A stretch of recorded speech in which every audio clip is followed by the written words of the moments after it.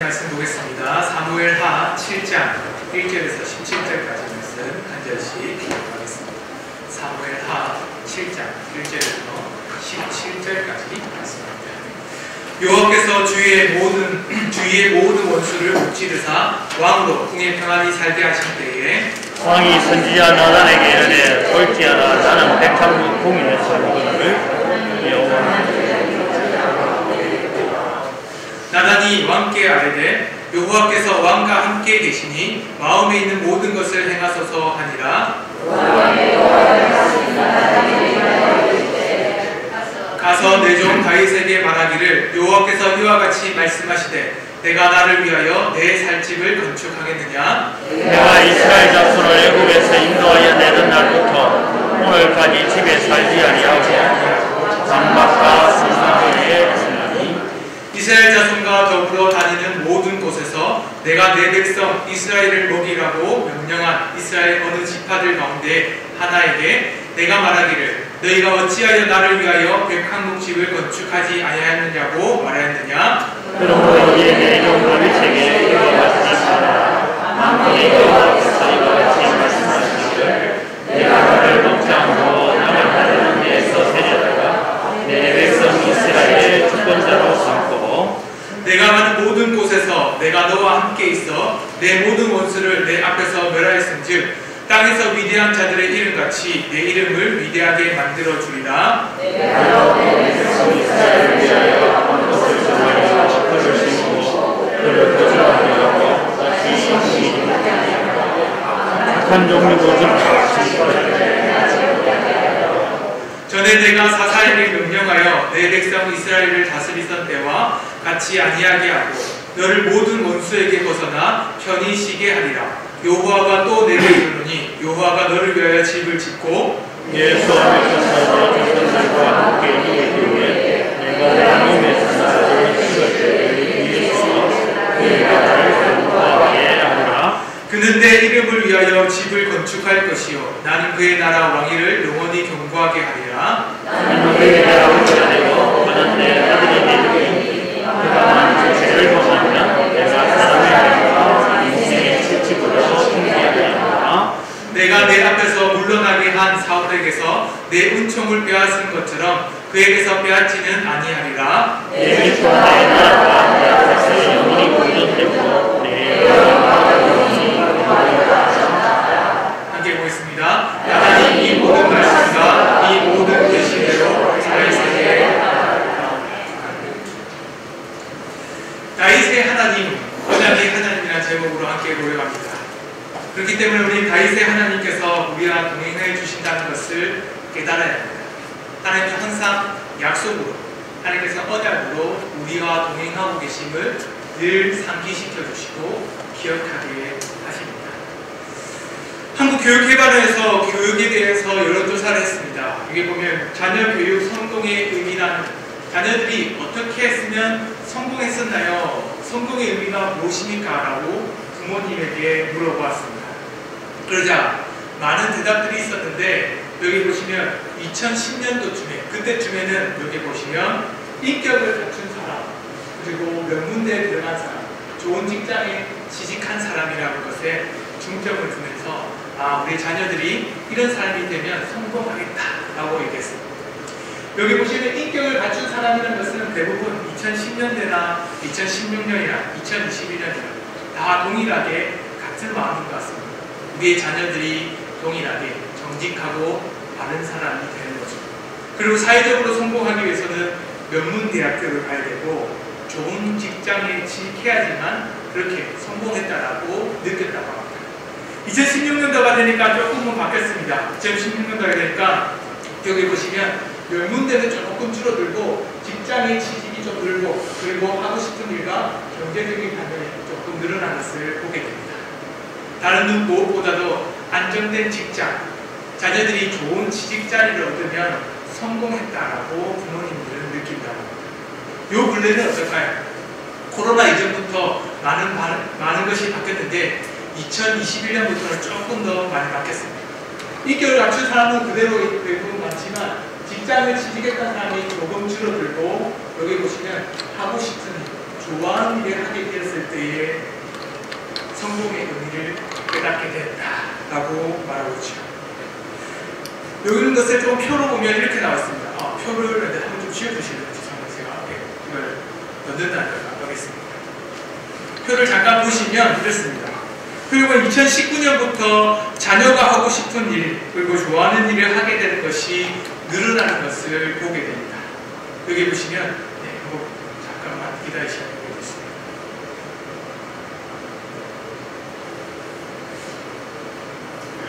여기 보시면 좀 지워주시죠. 여기 보시면 2018년도부터 2019년도, 2020년도 이렇게 쭉 보면 급격하게 늘어나는 것을 보게 되죠. 다른 사람들도 여기 보면 자격의 인격을 갖춘 것을 다른 것에 늘어나다가 많이 줄어들거나 갑자기 늘어납니다. 그뿐만 아니라 여기 보시면 직장에 대해서도 조금 달랐습니다. 직장이 2018년도까지는 직장에 대한 선호도가 굉장히 높았다가 조금 많은 퍼센테이지가 줄어든 것을 보게 되죠. 성공의 잣대가 바뀌어버렸습니다. 요즘 시대가 바뀐 이유는 다른 것이 아니라 가정 내 자녀들이 1명 아니면 2명이기 때문입니다. 그 자녀들이 1명, 2명인 것이 전반적인 가정의 문화로 바뀌어버렸습니다. 이 아이들 한 사람 한 사람을 집중적으로 교육하고 가르치는 것이 매우 중요하다고 생각했기 때문이죠. 그래서 어느 세대보다 학구열, 이 아이들 한두 명이 더 많은 학구열을 가지고는 학력을 자랑하고 학력을 높은 것에 대해서 많은 삶의 변화가 있다고 보여주고 있죠. 이것을 이 우리의 시대를 밀레니얼 시대라고 하는데 그 시대의 가장 큰 특징이 바로 자기애입니다. 자기가 갖고 있는 자기를 사랑하는 것뿐만 아니라 자기가 소유하고 있는 것에 대한 더 관심을 많이 가지고 있죠. 그래서 부모 역시도 자녀들이 그냥 좋은 직장만 다니는 것도 참 중요하겠지만 이 친구들이 가지고 있는 그 삶의 질을 높이는 것이 진짜 중요하다고 생각하고 있습니다. 그래서 타임지는 이 시대, 밀레니얼 세대를 가지고 미, 제너레이션 이렇게 해서는 나의 세대라고 말합니다. 그만큼 이 세대가 전통적인 것보다는 또 다른 방향으로 가고 있다는 것을 잘 보여주죠. 그렇다면 우리는 어떤 세대를 살아가야 할까요?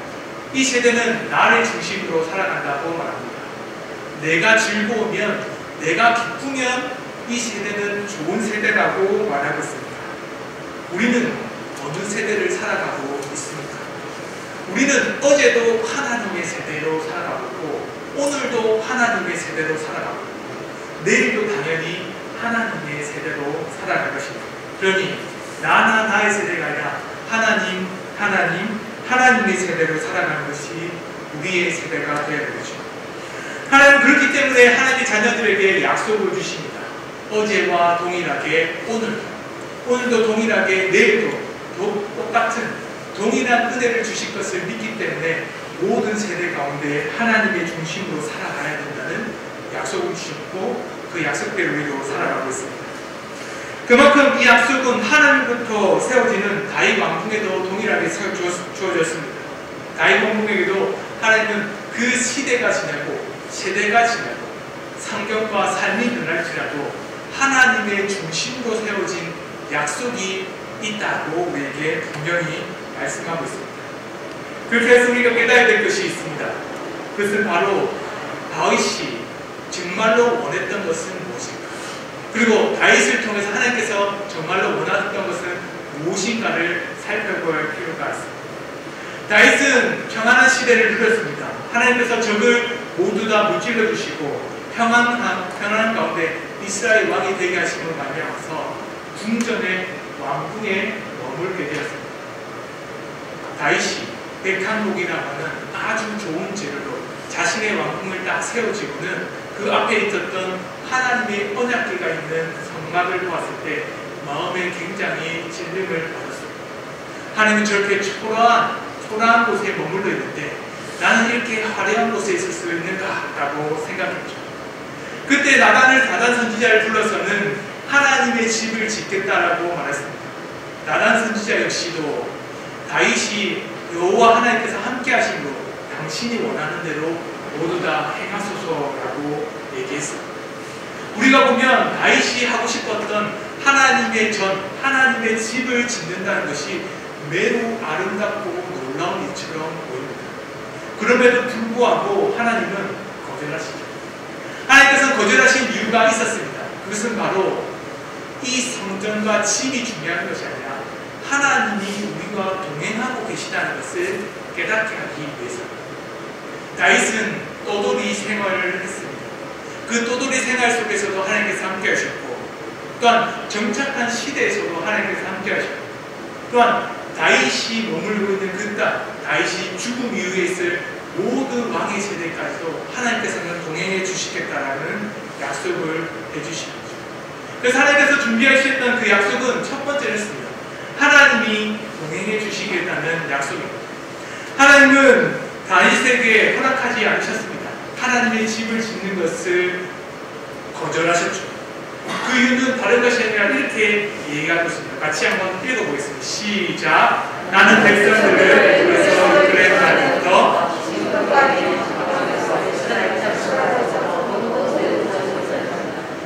나를 위하여 100평집을 건축하지 않아야했느냐 말아야했느냐.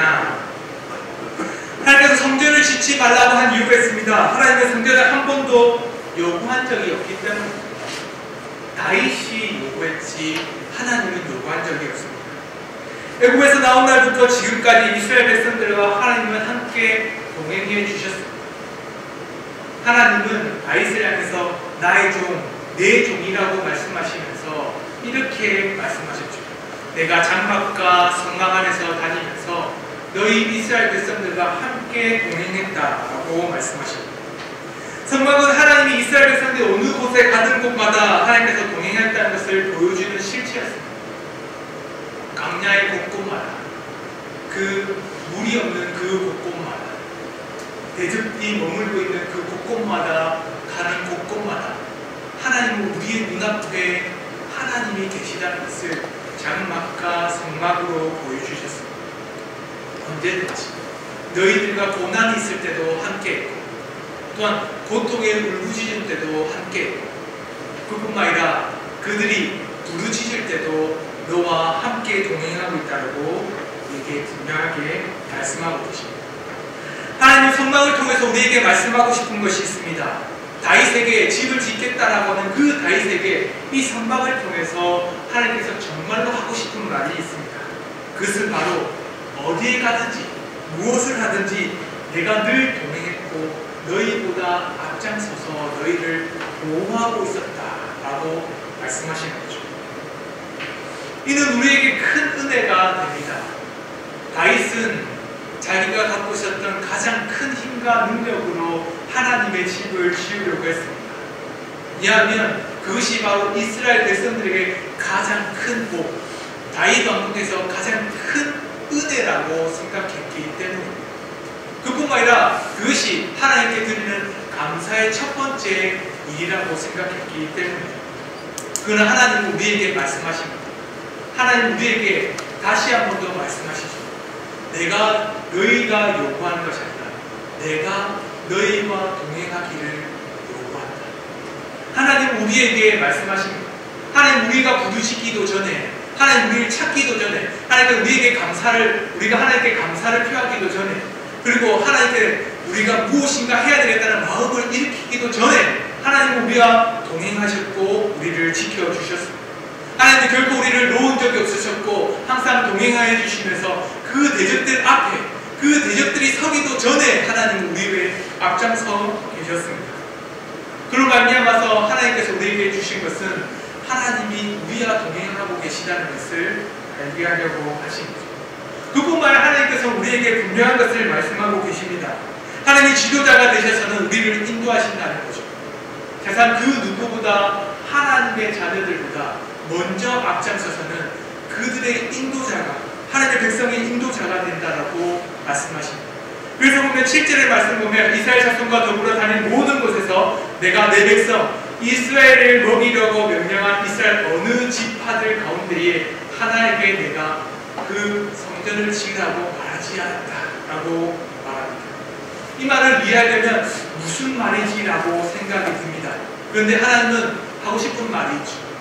내가 너희들과 함께한 것처럼 너희들 지파들 가운데 한 영웅과 같은 지도자를 세움으로 말미암아서 하나님께 순종하고 하나님과 동행하는 사람을 세웠다라는 것을 우리에게 분명하게 말씀해 주십니다.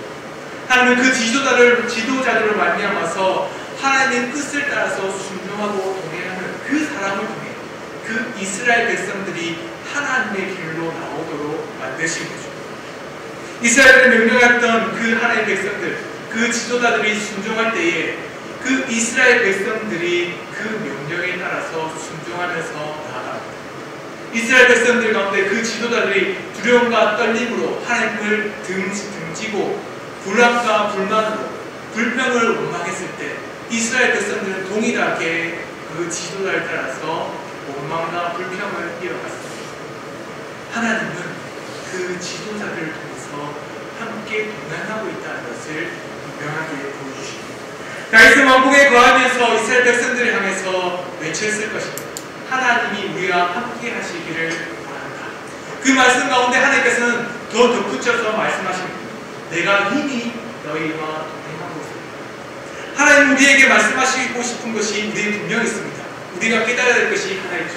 하나님은 우리가 기도하기 전에, 하나님 우리가 찾으려고 이 수요기도에 나오기 전에, 이미 하나님의 이름을 부르기 전에도 우리와 함께 동행하는 것이었고 우리와 함께 늘 함께 하셨다는 것을 우리는 깨달아야만 합니다. 우리는 그랬기 때문에 무소부재라는 그 하나님의 놀라운 품성과 속성을 깨달아야 합니다. 하나님의 속성, 품성, 무소부재라는 것은 그 하나님의 존재와 섭리가 미치지 않는 것이 없다. 하나님의 모든 능력과 그 은혜, 하나님이 베풀으셨다는 모든 힘이 모든 곳에 속속들이 다 미친다는 거죠. 그래서 우리가 선물이라는 것들을 가지지 않습니다. 우리가 무엇인가 큰 교회를 두고서 성전이라고 말하지만 성전에만 하나님이 계신다라고도 말하지 않습니다. 우리를 통해서 하고 싶은 말은 하나님은 우리와 늘 어디에 있든지 무엇을 하든지 동행하고 계시다는 것을 분명히 말씀하십니다. 하나님은 다윗을 통해서 다윗에게 말씀하고 싶은 것이 있습니다. 성막과 성전이 그곳에 머물러 있대서 하나님이 동행한 것이 아니다. 내가 이전부터 늘상 너희와 성막이 눈앞에 있었던 것처럼 너와 함께 동행했고 그리고 동행하리라 라고 말씀해 주십니다.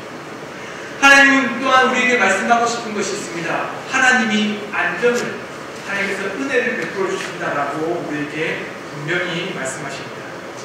다윗 성전 건축을 하나님께 다윗이 성전 건축을 제안했을 때에 거부했지만 하나님은 이 말을 들었을 때 매우 기쁨과 즐거움으로 받아들여 주셨습니다. 하나님이 이 제안에 감동하셨죠. 그렇기 때문에 하나님의 자녀인 다윗에게 복을 내려주시겠다라고 말씀하셨습니다. 하나님은 이전에 주었던 언약, 그 약속을 다시 한 번 더 다윗에게 상기시키면서 이렇게 말씀하셨습니다. 같이 한번 읽어볼까요? 시작! 내가 너를 내 백성 이스라엘 주권자로 삼고 내가 가는 모든 곳에서 내가 너와 함께 있어 내 모든 원수를 내 앞에서 멸하였은즉 땅에서 내 이름을 위대하게 만들어주라. 내가 너를 위하여 집을 짓고 내 자손을 세워 그 나라를 견고하게 하리라. 하나님께서는 이스라엘 백성들과 동행하여 주셨습니다. 그뿐만 아니라 하나님께서는 다윗에게 또 다른 약속을 주시면서 이렇게 말씀하고 계십니다. 내가 이미 너희와 함께 약속하고 동행하여 주었지만 이 위의 삶 가운데서도 너와 똑같은 이 약속을 지키고 동행하여 주겠다라고 분명하게 말씀하고 계십니다. 하나님은 다윗에게 받은 복을 이미 말씀하십니다. 이미 받은 복이죠. 너를 그 가운데 양떼에 머물러 있었을 때 양떼를 치던 그곳에서 옮겨서 너를 이스라엘을 다스리는 주권자 왕이 되게 했다라고 말씀하십니다. 이것은 다윗이 이미 왕이 된 약속을 성취했던 모습입니다. 그뿐만 아니라 그 다윗이 고난과 어려움 가운데 사울에게 쫓기고 또한 이스라엘 백성들 가운데 그 이스라엘 땅에 머물러 있지 않을 때도 하나님께서는 함께 하시면서 너와 함께하겠다고 말씀하셨습니다. 그래서 가는 곳에 다윗과 너와 함께 하셨다라고 분명히 말씀하시죠. 그뿐만 아니라 다윗 앞에 있었던 원수들, 모든 원수들을 멸하셨다라고 우리에게 말씀하고 계십니다. 하나님은 다윗에게 이미 주었던 약속, 그리고 이미 그가 깨달았던 약속, 우리가 오늘 말씀에서는 보지 않겠지만 시편을 통해서 이미 그가 누리고 하나님과 동행하고 있었던 그 큰 은혜가 무엇인지 하나님은 분명히 다시 한 번 더 말씀하십니다. 내가 너를 왕으로 세웠다. 내가 너와 함께하는 곳에 함께 갔다. 내가 네 앞에 있었던 모든 원수를 멸했다. 그러면서 다윗에게 하나 더 말씀하시죠. 다윗이 받을 복을 말씀하십니다. 다윗의 이름을 위대하게 하시고 이스라엘이 숨겼던 이스라엘이 어느 곳에 가든지 머물렀던 곳에 한 곳을 정해서 심겨주시고 그들이 흔들리지 않게 노동하지 않게 해주시고 또한 모든 원수에게서 벗어나게 하시면서 그 편안함과 쉼을 얻도록 해주시겠다라고 약속을 반복하듯이 다시 한번 해주십니다. 이것은 우리에게 매우 중요한 의미를 보여줍니다. 과거에 하나님께서 애국부터 시작해서 사사시대까지 하나님께서 늘상 그 이스라엘 백성들과 동행해 주셨다라고 약속해 주셨습니다. 그리고는 다시 한번 그 약속이 다윗과 함께 했다라고 말씀하시면서 다윗이 고민하고 걱정하는 이후에 하나님과 함께 하지 않을 때에 어떻게 될까? 내가 이 성전을 짓겠다라고 말씀하셨는데 하나님이 이 성전을 짓지 못하신 하나님으로 말미암아서 그 거절하심을 말미암아 내가 하나님과 동행하지 않는다. 지금까지 나와 함께 하셨던 하나님이 이 거절을 통해서 나와 함께 하지 않으면 어떻게 될까라는 두려움과 걱정이 쌓였을 때 하나님은 또다시 같은 복을 반복해 주시면서 다시는 너와 멀어지지 않고 영원히 함께 하겠다라고 말씀하고 계시죠. 하나님 우리에게 동일한 은혜를 주십니다. 예수 그리스도를 믿고 하나님의 자녀가 된 우리에게 동일한 은혜로 죄인 되었던 우리가 하나님의 자녀로 삼아주셨다는 것을 깨닫게 됩니다. 그때마다 우리는 하나님께 감사함으로 아멘 하면서 화답합니다. 그러나 하나 더 있죠. 매우 두려움과 걱정에 쌓일 때도 있습니다. 매우 큰 원수와 대적들이 눈앞에 있을 때 내가 감당하지 못할 문제들이 있을 때 내가 지키고 보호해야 될 이스라엘 백성들처럼 내 자녀들이 내 힘과 능력으로 감당하지 못할 때 하나님께서 함께 해주지 않으면 어떻게 될까? 나는 지금 내 모습은 너무나도 부족해서는 내가 하나님의 영광을 나타내지 못하면 어떨까? 그러면서 하나님이 나와 함께 하시지 않으면 어떨까라는 두려움과 걱정이 쌓이게 됩니다. 그런 우리에게도 동일한 은혜를 주시죠. 하나님께서 구원하여 주셨다면 하나님께서 우리에게 은혜와 능력을 베풀어 주셨다면 그 은혜와 능력은 영원히 너희와 함께 하실 거라고 다시 한 번 더 말씀하십니다. 그리고 우리가 담대함을 얻으면서 하나님께 기도하는 이유가 여기에 있습니다. 단순히 구원을 받았기 때문에 하나님 앞에 나아간다가 아니라 이 구원이 지금도 우리에게 있다면 내일도 함께 하실 거고 이 문제를 겪고 있는 그 많은 환경 속에서도 이 구원을 여전히 하나님께서는 베풀어 주시겠다라고 우리에게 말씀하고 계시기 때문에 하나님의 구원은 영원합니다. 그리고 하나님의 동행하심도 영원합니다.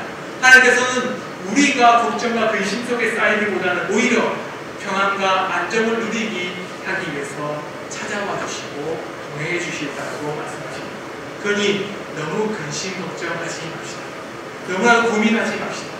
우리의 걱정과 고민은 이미 하나님의 약속 안에서 모두 다 이루어졌음을 바라보면서 살아가야 됩니다. 그뿐만 우리가 바라야 될 것입니다. 하나님께서 주셨던 약속을 통해서 깨달아야 되는 것, 그것은 하나님이 영원한 안정, 영원한 구원을 주시겠다는 것을 깨달아야 됩니다. 하나님은 앞으로 태어날 다윗의 아들 중 한 명을 왕으로 세우겠다라고 약속해 주셨습니다. 그의 왕권을 견고하게 해주시겠다고 약속하시면서 다윗이 지으려고 했던 그 집이 아니라 하나님께서 다윗이 원했던 그 집을 하나님의 손으로 지어주시겠다라고 분명히 말씀하시면서 그 약속을 하나님이 끝까지 이루어주겠다고 우리에게 말씀하십니다. 오늘 말씀같이 함께 나는 그의 것도 함께 읽겠습니다. 시작! 나는 그의 아버지가 되어 내 집과 내 나라가 내 앞에서 영원히 존귀하다. 하나님의 나라는 하나님께서 세우신다라고 분명히 말씀하십니다. 다윗이 하나님의 집을 세우려고 했습니다. 다윗이 하나님의 집을 그 원궁보다 더 아름답고 더 건강하고 더 큰 집을 짓겠다라고 말씀했습니다. 다윗이 하나님의 집을 지으려는 것이 아니라 하나님은 오히려 이렇게 말씀하십니다. 하나님께서 다윗을 위해 내가 너를 위해 너의 집을 짓고 너의 집을 영원하게 하겠다라고 말씀하시죠. 하나님은 이 집을 얘기하실 때에 하나님께서는 다윗의 왕궁이 견고하게 하실 거라고 분명히 말씀하십니다. 그뿐만 아니라 그의 그의 후손이라고 말씀하시면서 우리에게 말씀하실 때 솔로몬으로 말미암아서 성전이 지어집니다. 솔로몬으로 말미암아서 하나님의 집이었던 이스라엘이 완전한 강한 군사로 보여주심을 우리에게 말씀하십니다. 그런데 우리는 이 말씀이 단순히 다윗에게나 솔로몬에게만 멈춘다는 것을 쓴다고만 생각하지 않죠. 오히려 이것이 당연히 예수 그리스도를 말미암아서 성취된다라고 믿고 잘 알고 있습니다. 왜냐하면 하나님은 그 영원한 약속을 우리에게 이렇게 말씀하셨기 때문이죠. 예수님이 하나님이 다윗에게 하신 약속을 완벽하게 이루셨는데 요한복음 14장 17절과 40절의 말씀을 보면 하나님이 이 약속을 어떻게 성취하셨는지 예수님의 입으로 증거하게 하십니다. 다윗에게 주신 약속이 단순히 사람의 말로 이루어졌다라고 증거하는 것이 아니라 하나님의 입으로 그 약속이 이루어졌음을 우리에게 분명히 이렇게 말씀하십니다. 같이 함께 읽겠습니다. 시작! 그는 진리의 영이라 세상은 능히 그를 갖지 못하나니 이는 그를 보지도 못하고 알지도 못합니다. 그러나 너희는 그를 아나니 그는 너희와 함께 거하시며 또 너희 속에 계시겠습니다. 그날에는 내가 아버지 안에 너희가 내 안에 내가 너희 안에 있는 것을 너희가 알리라. 예수님께서는 우리에게 분명히 말씀하십니다. 다윗을 통해서 주었던 약속이 이 예수 그리스도께서 십자가를 지신 그때에 반드시 이루어지실 거라고 우리에게 말씀하십니다.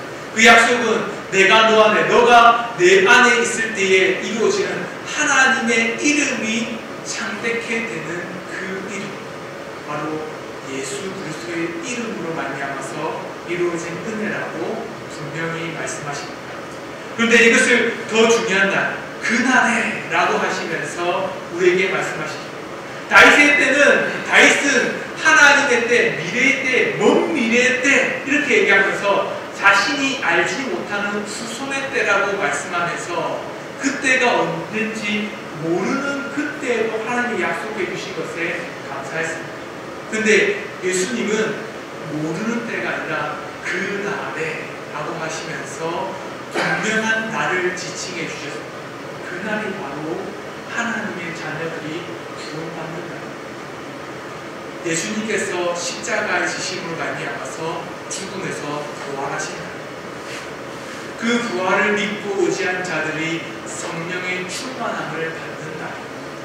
그리고 성령의 충만함을 받은 자들이 그 복음을 말미암아서 또 다른 후손, 또 다른 자녀들에게 하나님의 나라와 하나님의 복음을 선포한 날입니다. 예수님은 그로 말미암아서 하나님의 나라가 어떻게 이루어진지를 분명하게 말씀해 주십니다. 그것은 단순히 구로마와 같은 강한 나라, 이스라엘 백성들 유대가 군사력으로 강한 나라, 다윗의 언약처럼 다윗을 굳건한 나라로 만드는 그 약속으로 말미암아서 더 강한 나라, 성취된 만군의 여호와가 그 만군의 모든 원수를 물리치는 나라, 거기서만 끝나는 것이 아니라 영원한 나라, 하나님께서 모든 죄악을 물리치는 나라. 그런 말미암아서 그 모든 사람들에게 이제는 대적들이 세상에 있는 그 강한 나라와 군사의 나라가 아니라 이 대적이 이제는 죄와 사망과 하나님을 대적했던 원수임을 분명하게 말씀하시죠. 그렇기 때문에 사람의 매 인생의 채찍이 이전에는 여호와 하나님을 믿는 자들에게 그 벌로 주셨다면 동일하게 우리에게도 죄와 싸움은 우리에게도 주시죠. 양심을 주시고 성령을 주시고 또한 그 말미암아서 말씀을 주심으로 말미암아서 죄를 깨닫지 못하는 자들에게 죄를 깨닫는 채찍, 때로는 불법을 행하는 자들에게는 불법을 돌이키는 양심, 그리고 하나님이 주셨던 은혜 가운데 하나님의 말씀으로 살겠다라고 결단하는 인생의 채찍으로 우리를 인도하신다는 것을 알게 됩니다. 우리는 하나님이 책임지시고 하나님의 나라를 견고하게 하나님이 하신다는 것을 깨달아요. 하나님은 우리와 동행하기를 소망하십니다. 동행하신다고 말씀할 때 결코 너와 동행하리라 라고 먼저 말씀하신 것이 아니라 이미 너와 동행했고 내가 너와 동행하고 있고 그리고 이 동행함이 영원할 것이라고 우리에게 말씀하십니다. 그러니 두려움과 걱정을 벗어버리고 하나님을 찾는 자들에게는 약속으로 우리에게 임하십니다. 다윗에게 주셨던 약속이 이미 예수 그리스도로 성취된 것처럼 그 예수님을 통해서 주셨던 약속이 우리 안에 이미 성취되어서는 불안함과 걱정을 하나님께 내어놓고 기도한 자들에게는 이미 내가 너의 마음을 이미 내가 걱정한 것을 알고 그리고 네가 이루고 싶어하는 바를 내가 이루어주겠다고 말씀하십니다. 우리가 이루는 것이 아니라 하나님이 이루어주십니다. 하나님께서 그 약속을 하나님께서 그 기도를 이루어주십니다. 우리의 기도의 열심보다 더 크게 우리보다 더 부르짖고 더 크게 우리의 인생을 책임지시고 인도하시는 하나님이 계심을 믿고 살아가는 영광의 성도님 되기를 소망합니다. 우리 기도하시기 전에 우리 같이 아무것도 두려워 말라 함께 찬양하고 함께 기도하기를 소망합니다. 함께 같이 아무것도 두려워 말라 함께 기도하겠습니다.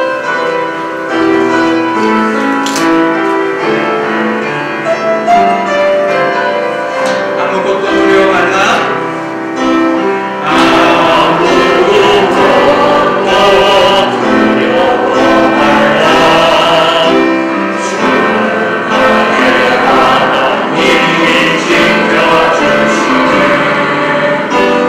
몰라지 마.